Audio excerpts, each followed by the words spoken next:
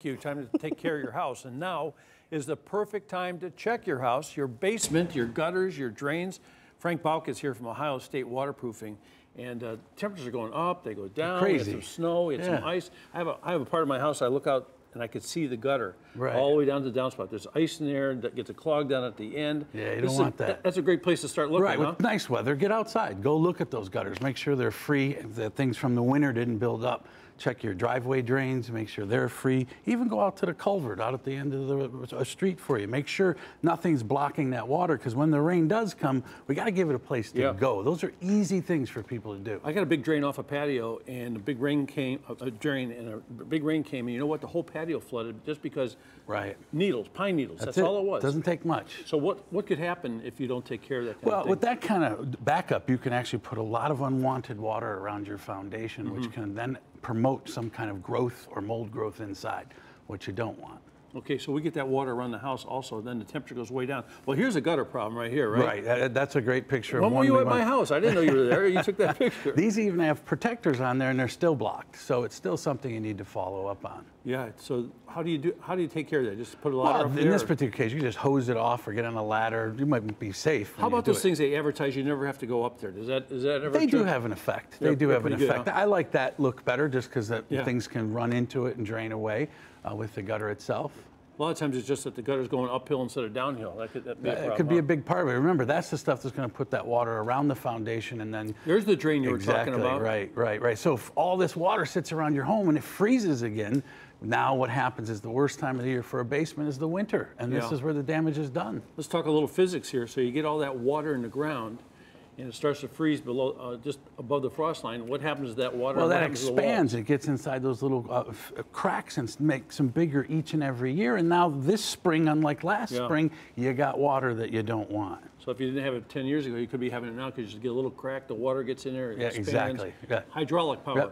Wear and tear on the foundation, of course. And then that stuff can impact the air in your home. This is a sign of peeling paint. This is an early sign. I got some of that. Yeah, you want to get in front of that. We don't want to let that turn into something much bigger for you down the road, but that's an early warning sign. So can cracking, white powder. That's the stuff you're seeing right there. That's an indication that moisture has penetrated somewhere in the foundation. So that's a type of mold right there, huh? Well, it's not a mold in this particular case. What it is the foundation's deteriorating because it's getting wet and it's weakening. And you see it's happening at the bottom, the worst place at all, because that's the foundation, that's the base. So here we have concrete block basement, and I see some of the mortar joints look cracked. Yeah, cracked, and you see the mold. In this particular case, someone painted the walls, and now the paint has allowed the mold to grow. So sometimes doing things like painting a wall we think is the right thing, and it actually creates a bigger problem. That can impact the air quality inside your home. It does so many bad things in our home we just don't know. So when somebody paints the wall and they're sealing it, saying they're making it waterproof, they're actually trapping water and maybe causing another problem. Yeah, you really want to do that on the outside so we stop it from coming in. You wouldn't try to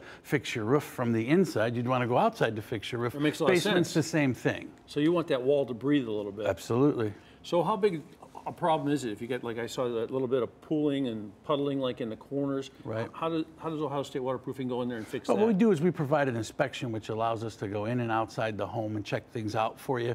It's a 21-point checklist, so then we can identify what those issues are. We have a unit today that takes an air sample of the air in the home, because today we're learning 40% of the air we're breathing is coming from the lower level. So if there's something growing like you've seen in these pictures, then the odds are you're breathing that upstairs, and that's not good. So we have the ability to test that, send it to a lab right in your home, comes right back to us, and then we can tell you exactly what's going on in the home. Are there opportunities to fix these kind of things without tearing up all the landscaping in the yard? Absolutely, that's the whole goal. Nobody wants to destroy their property. You want to try to save your basement and save your property at the same time. That's why it's so important to get educated, find out what's up, and then look at options. Earlier is better. And what did you say, how much does it cost for you guys to come out and take a look? We actually do it for free. It's something that we've been doing for years here locally in the community. If someone needs some help, we're more than willing to come out, look at it. We give you a written report. We take some pictures. We use some documentation, do an air sample. This way you're now educated as to what your options are. So you don't want to try and Google your problem away. You want to call a professional. Yeah, Ohio State Waterproofing. Hey, great to see you again. Again, thank you. Thank you very much.